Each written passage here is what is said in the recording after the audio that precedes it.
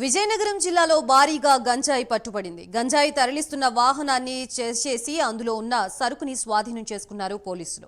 Boddavaram checkpost దగ్గర పోలీసులు తనిఖీలు చేపట్టారు. ఆ విషయం తెలుసుకున్న గంజాయి స్మగ్లర్లు తప్పించుకునే ప్రయత్నం చేశారు. దీంతో ఎల్కోట పోలీసులకు బొడ్డవరం చెక్పోస్టు పోలీసులు సమాచారం అందించారు. అలర్ట్ అయిన పోలీసులు ఎల్కోట దగ్గర గంజాయి వాహనాన్ని చేశారు. దీంతో గాంధీనగర్ సమీపంలో వ్యాన్ ఆపి స్మగ్లర్లు పరారయ్యారు. వ్యాన్లో ఉన్న గంజాయిని స్వాధీనం చేసుకున్నారు పోలీసులు.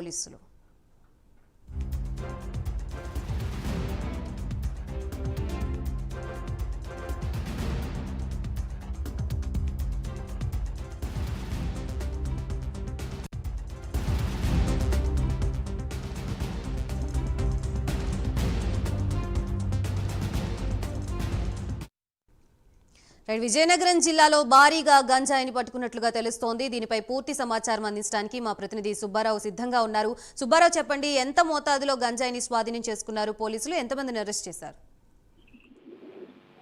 గాయత్రి, ఇక్కడ ఈ రోజు తెల్లవారుజామున బొడ్డవర సమీపంలో ఉండేటువంటి చెక్ పోస్ట్ వద్ద వాహనాల తనిఖీ నిమిత్తం ఇక్కడ ఎస్ఐ అండ్ ఏఎస్ఐ వీళ్ళు ఒక టీముగా ఫామ్ అయ్యి ఇక్కడ వాహనాలు చెక్ చేస్తున్నారు. ఇదే క్రమంలో ఇక్కడ మధ్యప్రదేశ్ చెందినటువంటి ఒక వాహనంలోనే భారీ స్థాయిలో గంజాయి అయితే తరలింపుకు సిద్ధమై ఉన్నారు. ఇటు నుంచి ఒకే ఒక చెక్ పోస్ట్ ఉంది మాకు ఈ ఉత్తరాంధ్రలోని ఈ కొండ గిరిజనుల నుంచి వచ్చే చెక్ పోస్ట్ బొండవరం చెక్ పోస్ట్. ఎక్కడి నుంచి గంజాయి తరలి రావాలన్నా సరే అటు అల్లూరు జిల్లా నుంచి గానీ, రంపచోడవరం నుంచి గానీ, గిరిజన ప్రాంతాల నుంచి వచ్చేటువంటి గంజాయి ఈ ఒక్క చెక్ పోస్ట్ ద్వారానే బయటకు వెళ్తున్నది. ఇక్కడ కట్టుదిట్టమైన చర్యలు ఎన్ని చర్యలు చేసినా ఎక్కడో లాభం ఉన్నారా, లేకపోతే అధికారుల నిర్లక్ష్యమా, లేకపోతే అధికారుల తాలూకా దీంతో గొమ్ము కాసి మరి వాళ్ళకి ఎవరైనా సహకరిస్తున్నారా అనే ప్రశ్నలు అయితే చాలా మట్టుకు ఉత్పన్నం అవుతున్నాయి. గత ప్రభుత్వంలో అయితే గంజాయి అయితే విచ్చలవిడిగా మొత్తం విజయనగరం జిల్లా నుంచే ఇటు నుంచే ఈ విజయనగరం, విశాఖ, గిరిజన తాలూకా ప్రాంతాల్లో ఉండేటువంటి గిరిజన ప్రాంతాల నుంచే ఎక్కువగా గంజాయి రవాణా అయ్యింది. గంజాయి షాప్ కూడా ఈ గిరిజన ప్రాంతాల్లోనే ఎక్కువగా సాగుతారని చెప్తుంటారు.